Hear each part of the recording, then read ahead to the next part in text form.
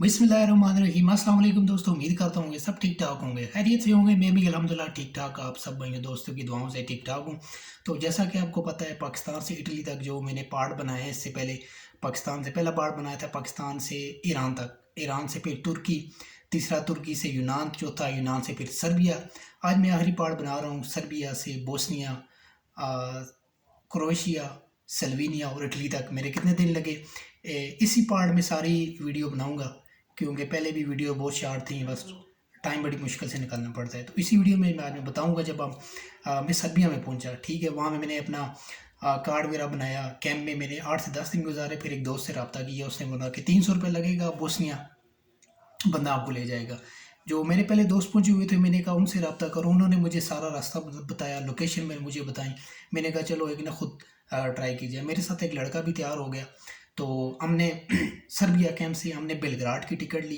वो थी टिकट 18 से 20 यूरो की, ठीक है। बेलग्राड आ गए। बेलग्राड से फिर एक टिकट ली नहर तक आने तक। बोस्निया की जो नहर आती है ना इस तरफ, ये वो इस तरफ, सॉरी, सर्बिया वाली साइड में, वहाँ की मैंने टिकट ली। हम नहर पे चले गए। वहाँ शाम पड़ गई थी, हमने वहाँ पे टाइम गुजारा। कोई मौका नहीं मिल रहा था, पानी बहुत ज़्यादा हुआ था। हमने कहा कि आज का दिन यहाँ पे गुजारा जाए, तो रात हमने वहाँ पुल के नीचे गुजारी। अगले दिन हमने जगह वहाँ पे जो जगह थी उसका जायज़ा लिया, कहाँ से हम इजीली वहाँ से पार कर सकते हैं। तो तकरीबन 4 किलोमीटर हम वहाँ से आगे चले, देखा तो एक पुल ना इमिग्रेशन वाला, वो दूसरी तरफ बोस्निया वाली साइड पे, वो पुल के ऊपर से गाड़ियाँ जा रही हैं।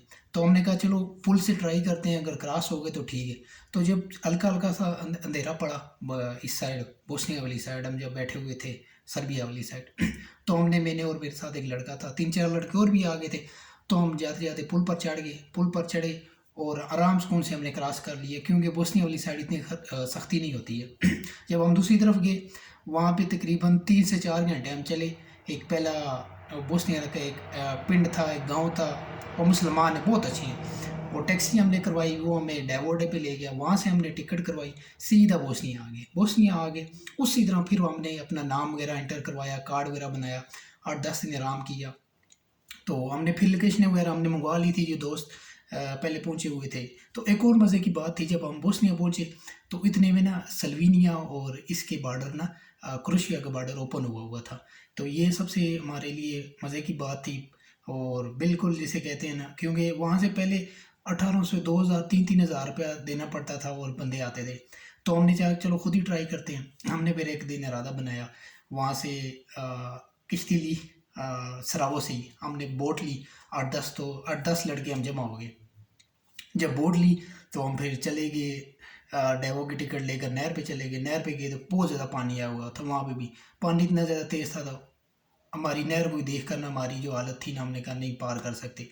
फिर हमने एक और दोस्त से रब्ता किया, उसने बोला कि आप दूसरी साइड आ लो, बंजा लुका वाली साइड ना, वहाँ पे बाय रोड आप इजीली, वहाँ पे नहर नहीं है, उस साइड से नहर नहीं है। तो हमने तकरीबन वहाँ से फिर सफ़र किया 4 घंटे, वहाँ से टिकट करवाई, फिर वापस आए। वो बंजा लुका वाली साइड हम चले गए, वहाँ पर गए। वहाँ पे एक रात कैंप में गुजारी। वहाँ पे एक कैंप है, बिल्कुल बॉर्डर पे है, ठीक है। वहाँ पे हमने रात गुजारी। सुबह के वक्त अगले दिन हमने शाम को तैयारी की, हम क्रोशिया वाली साइड चल पड़े। 3 4 घंटे हम चले, क्रोशिया वाले बॉर्डर पर चले। हमने वहाँ से बॉर्डर क्रॉस किया, तकरीबन रात को 3 बजे का टाइम था, हमने बॉर्डर क्रॉस किया। और 3 से 7 बजे तक हमने 4 घंटे मुसलसल लगातार पैदल सफ़र किया। और एक क्रोशिया का पहला गांव है, वहाँ पे चले गए थे। वहाँ पे हमने टाइमिंग वगैरह सब कुछ एडजस्ट की हुई थी। बस का जो टाइम था वहाँ से लेकर जाती थी ज़ाग्रेब के लिए। हमने बिल्कुल परफेक्ट एक जगह पर बैठ गए। जब बस आई उसके स्टॉप पर चले गए, हाथ दिया, और सबके पास पैसे थे। बस में ही ना उसने टिकट काटी और हम ज़ाग्रेब आ गए। ज़ाग्रेब जब आए तो कोई पुलिस कुछ भी नहीं थी, क्योंकि वहाँ पे स्टे मिली हुई थी। सबसे ये फ़ायदा था, हमारा कोई खर्चा नहीं है, सिर्फ हमने वो टिकट ली थी अब 12 यूरो की, मुझे अभी तक याद है, 12 यूरो की टिकट ली। वो हम फिर ज़ाग्रेब आ गए। ज़ाग्रेब शाम का टाइम था। ज़ाग्रेब से हमने फिर टिकट करवाई स्लोवेनिया के बॉर्डर तक, ठीक है। वहाँ स्लोवेनिया के बॉर्डर तक आ गए। स्लोवेनिया के बॉर्डर से पीछे ही ना वो ट्रेन वाले आपको उतार देते हैं। जब वहाँ पे हम उतरे 3 3 से 4 घंटे स्लोवेनिया के बॉर्डर तक हमने दोबारा सफ़र शुरू किया। वहाँ तक हम पहुँचे, 3 से 4 घंटे वहाँ पहुँचे। सुबह के टाइम था, हमने कहा, दोस्त ने बताया हुआ था इस वक्त आपने बॉर्डर क्रॉस करना है, क्योंकि उस वक्त थोड़ा कंट्रोल होता है।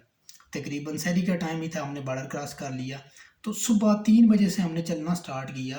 3 4 5 6 7 8 9 10 11, 8 घंटे हमने मुसलसल सल्वीनिया के अंदर हमने सफ़र किया जंगल में।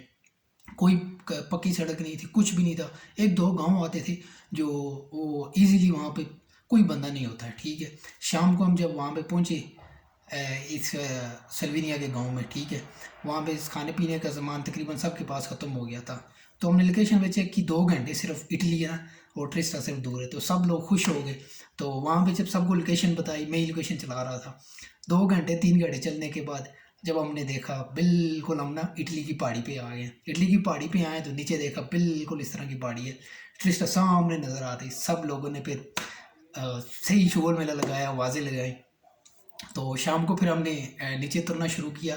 जब नीचे उतरे तो एक पहला ही वो ट्रिस्टे का शहर है, वहाँ पे झील वगैरह नहीं हो रही थी। मैंने पहले इससे वीडियो बना चुका हूँ, बहुत ज़्यादा सख्ती थी। तो वहाँ पे नीचे हम गए, हमने पुलिस स्टेशन के पास, कोई पकड़ ही नहीं रहा था, कहते थे हमारे पास जगह ही नहीं है।